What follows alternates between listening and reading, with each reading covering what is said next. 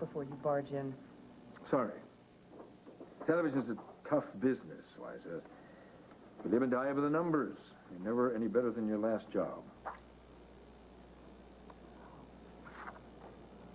A letter of recommendation. Yeah, a glowing letter of recommendation. Suppose you want me to thank you. Well, I know you've had several substantial offers. When you decide on one, if you let me know, I'll send this over, unsolicited. How sporting of you. Well, I'm trying to present a cooperative spirit. You fail miserably. Your attitude needs adjustment. You're a fool. You are nothing but a stuffed shirt. With no qualifications, no experience, no imagination, no right to be involved in the entertainment industry, much less influencing programming. You are a clod. Careful, Liza. I bruise easily. You wouldn't know the difference between quality TV and trash TV. You changed the numbers to line your own nest. You didn't give Tad that job as station manager because he deserved it. You gave it to him to appease your ex-wife. I've changed no numbers, nor have I made any decisions because of Dixie. You're a liar. I beg your pardon. If Dixie knew that I slept with Tad, she would take your son away from Pine Valley.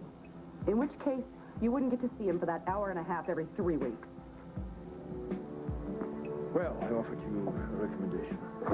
If you don't want it, that's your problem. You know, you're making the biggest mistake that a man in your position can make. You're underestimating me. I want you out by tonight, Liza. Desk clear, personal effects gone. I want this room empty by tomorrow morning. Goodbye.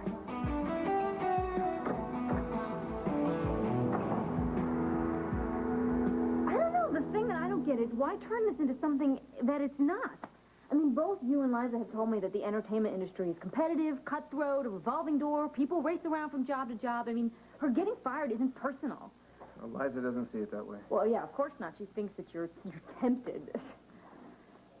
Look, honey, I can't tell you how sorry I am that any of this ever happened. No, she's totally full of it. I mean, a kiss is just a kiss. Too bad Liza never heard that song. Well, Liza's never heard a lot of things. It's too bad it doesn't stop her.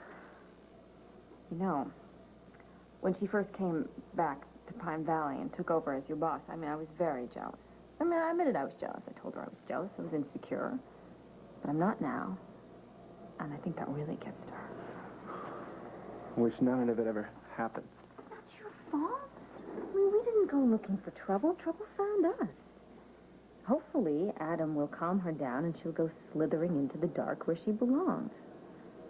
But in the meantime, we have something to celebrate. Mr. Station Manager. Thank you. Yeah. You see, everything turns out good in the end. That's all that matters, right? Right.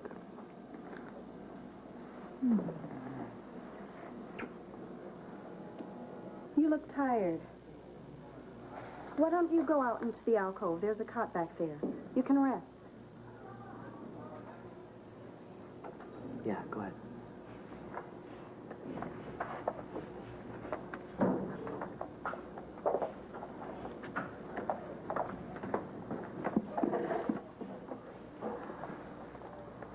So how sick is she? You're being very kind to her. I don't kick people when they're down. Still after confession? You got a problem with that? No, Mateo. Because it's what my sister wanted, okay? Look, if Noah was innocent, I would like to know. Really? That's pretty funny, considering you're the one who sent him to jail. More than anything else in the world, if he didn't do it, I want to know that. No one knew it the whole time. But he won't get to enjoy it, will he? Let me see if that paperwork is right. Yeah.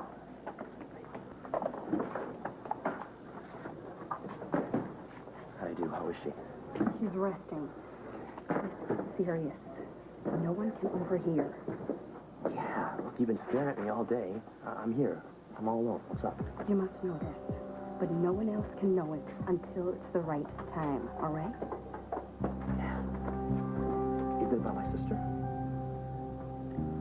Julia and Noah are not dead, Mateo. They are alive.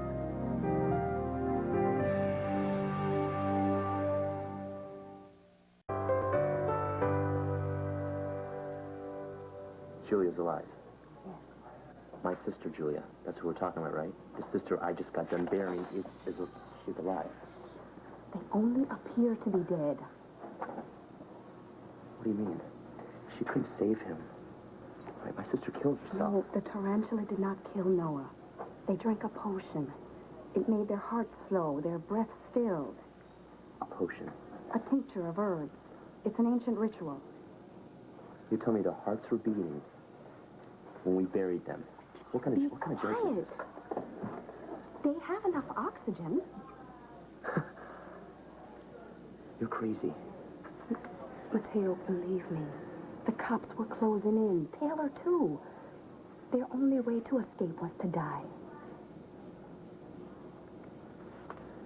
Julia said you adult me. She wrote this.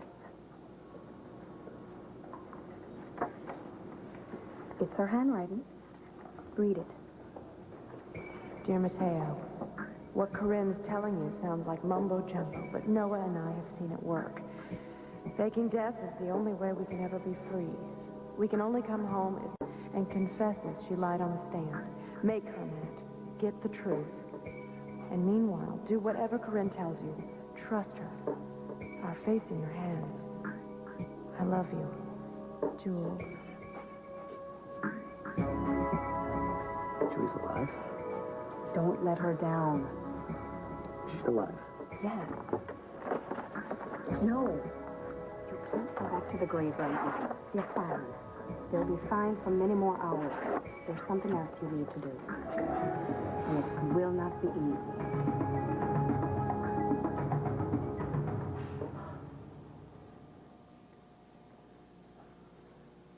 Isn't it all right? No, of course she's not all right. She has to learn that lying has its consequences. What lie, Papa? What lie did she say to justify what you did to her? I mean, all she said that she was coming over to my house. She was going to have dinner. She was going to see her nephew, and instead she met with a boy. Somehow the crime does not fit the punishment. Well, she'd get over it. I don't think so. First of all, you yanked her out of public school and threatened to send her to a convent. And then you humiliated her in front of the Cortlands, in front of Dr. Joe, in front of half the Pine Valley staff at the hospital. That's enough. No, it was unforgivable, and it was for no cause. Maria, you've done well. You are a daughter I'm very proud of. But I won't allow your interference. Anita lied to us. She sneaked off to meet with a boy she had been told not to see. I needed to know what he had done to her. No. You needed to punish her. That's what you wanted to do. You treated her like she was a piece of property, like she was damaged goods or something, and you owned her. You have to stop it, Papa. You will lose her. Just like you almost lost me. Well, Anita won't defy me again. No, of course she will. Just like we did. She has to, Papa. She's growing up. She's got to become her own woman. There's nothing that you can do to stop it. You cannot control your daughters through fear, Papa. It just doesn't work. You're confusing fear with love. No, Papa, you are. You see, you act as though you have been appointed head of the universe or something. Everything is your rules and your morals and your way. How can we possibly live up to that? So instead, of course, we learned how to lie. You never caused any trouble. You never lied Yes, to us. Papa, I was only a few years older than her when I got pregnant. I was pregnant. I was alone, and I was unmarried, and I was in school, and I never told you and Mama, and I wanted to. And there were many times that I actually tried, but of course I couldn't. Why not? How can you ask why not?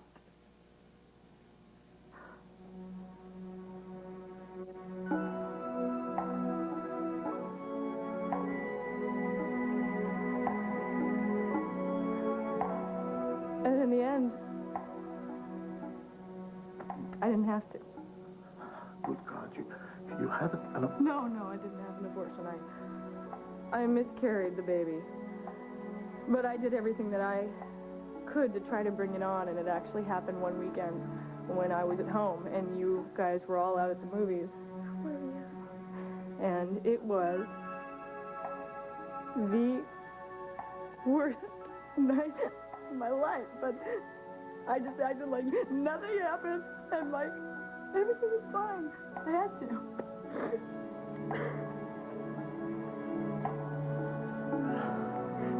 This is why you can't. And it was because I was afraid.